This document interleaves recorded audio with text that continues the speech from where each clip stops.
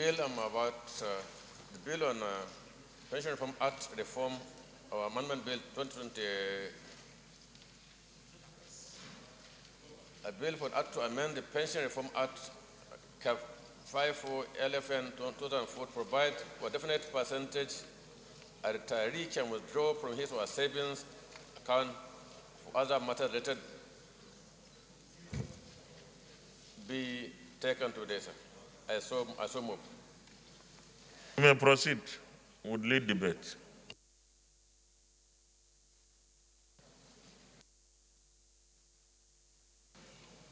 My colleagues, so this may recall that this bill was raised for the first time in this House chamber on 5th of November 2019.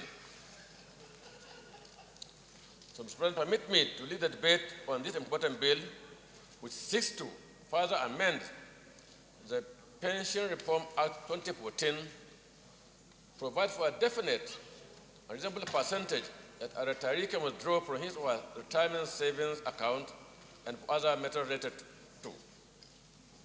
Mr. President, none of us here can claim ignorance of the long drawn-out anguish of retirees from the civil service, Nigerian prison service, universities, and parastatal, among other federal agencies in this country.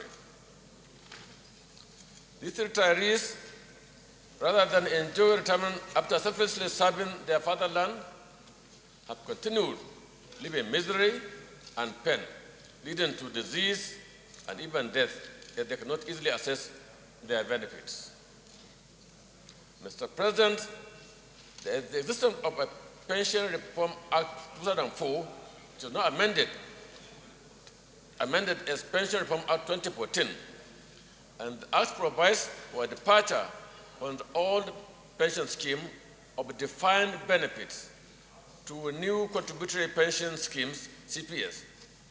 It also provides for setup of National Pension Commission, PENCOM.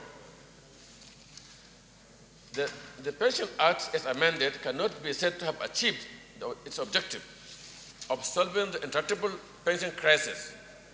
Suffice to say that the issue of pension in Nigeria has more or less turned a monster that has defied all effort by state government to contain it.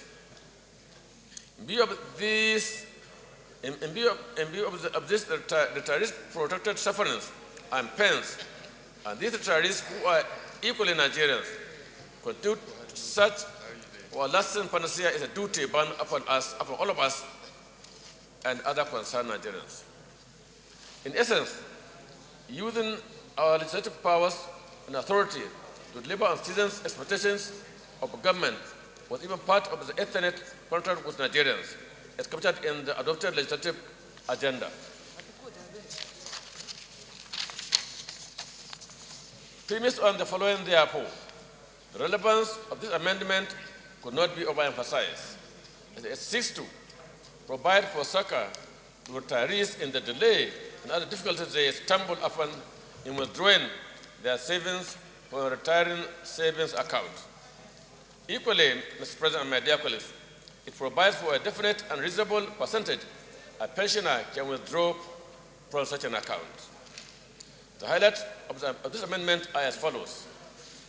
Section 7, subsection 1 is amended by inserting the words "or retirees, disengages or is disengaged from the employment," as provided under section 16(2)(a) and (b) of this Act, immediately after the words "whichever" is later.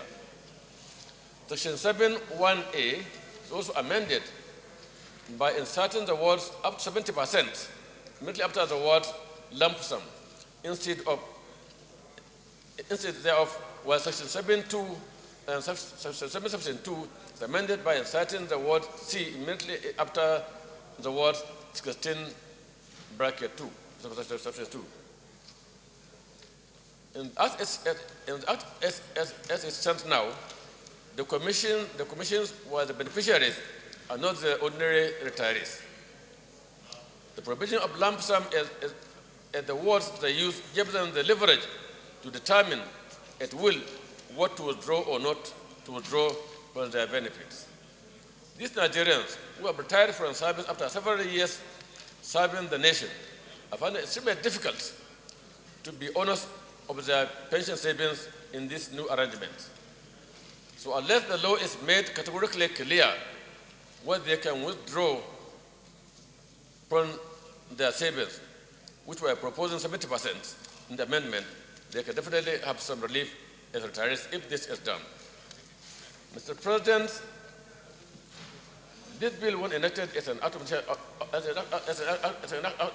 National Assembly, requires Succor to retirees in the delay and other difficulties that they are encountering in withdrawing their savings from their retirement account.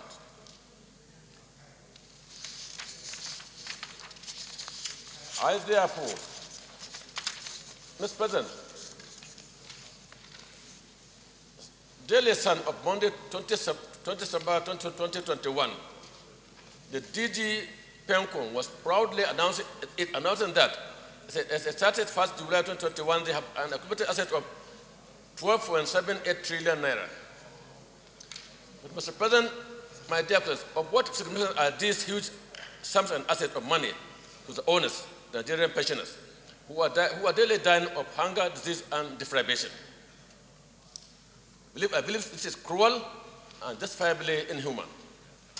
So let the Nigerian pensioners feel the impact of its assets their savings have generated.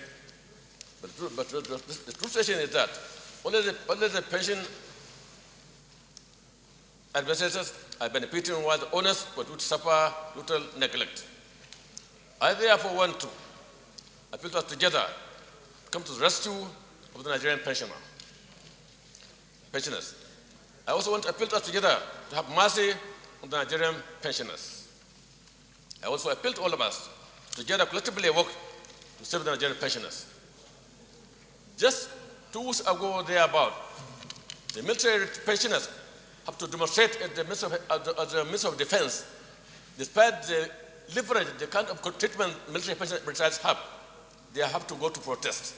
If the military retirees can protest, I don't know what ordinary civilian retirees need to do to get to their right. This is now I appeal to my colleagues to please give the required support to this bill to pass so that the ordinary Nigerian pensioner can know the benefits or can have a better condition of life after retirement. I so submit, Mr. President. Thank you. Leader of the Senate. Highly respected and distinguished colleagues, I would like to, yes, I would like to start by really commending distinguished Senator Wamakko for bringing this matter up. And like a colleague, my senior in this Senate has also said, I am a retiree, but luckily I'm in the Senate. So I know what my co-retirees are experiencing regarding this act. And I also take a personal note of this matter because at a point when this act was coming into force in 2000, it started 2004. I was the director in charge of the office of the Secretary to the Government of the Federation when this whole innovation started. And of course, at that time, we could not see how this thing will become transmogrified into what it is today. But on the issue of pensioners, there are basically 2 fundamental issues. The one that has been mentioned by the sponsor of this bill, Senator Wamakko, and the other one that has to do with the states. Right now, the issue that he has brought really is at the center of the situation. Retirees have no other means of survival simply because their savings account is just simply accumulated with the pension commission, which determines what they want to give them as a lump sum. That lump sum will not last 6 months, it's gone. And then the amount of money that they give them monthly is too small for them to survive up, because they have no voice in the amount of resources that comes to them at the monthly money that comes to them to take care of their families. And as inflation eats into that monthly amount, they find that they could not even sustain a certain minimum level of livelihood that they should be entitled to. When I retired as a federal permanent secretary, The monthly payment after maybe a 5 million that they gave us as money for a lump sum, I was entitled to only about 150,000 as a monthly take-home fee. 150,000 cannot take care of, a family that used to enjoy the benefit of life of a permanent secretary, in this country. The only luck that some of my fellow permanent secretaries have was that we had to go back to the Constitution, to point out that we are entitled to a salary for life. That's what is keeping a lot of them alive. If they had just that 158,000 per month, a lot of them would have been dead, by now. But what happens to some of the other civil servants and level directors right down? Some of them are getting 30,000, some of them are getting 20-something thousand. They cannot just simply live by that. So I agree that there has to be a fundamental reform, in that kind of thing, so that the retirees have a say in the amount of money that they receive as lump sum out of their savings account, and also in the amount of money that they are entitled to monthly, so that they can be able, to feed their families. And this amount, monthly allowance, should be reviewed, so that inflation can be taken care of to ensure that the suffering, of the retirees at the federal level can be addressed. Now, one other area that I think Senator Wamakko did not touch very well is the area of the states. That's where the bulk of the pensioners live. And their lives have been devastated. Most of the states owe pension amounts of tens of years. Some of them have completely been neglected. Some of them are dead. Is there no way? I recognize that this Pension Reform Act operates only at the national level with federal government staff. Is there no way that we can be able to induce in this legislation some means of forcing the states to pay pension arrears, and also make sure that retired staff who started from service of the state are allowed pension allowances that could amount to a living wage?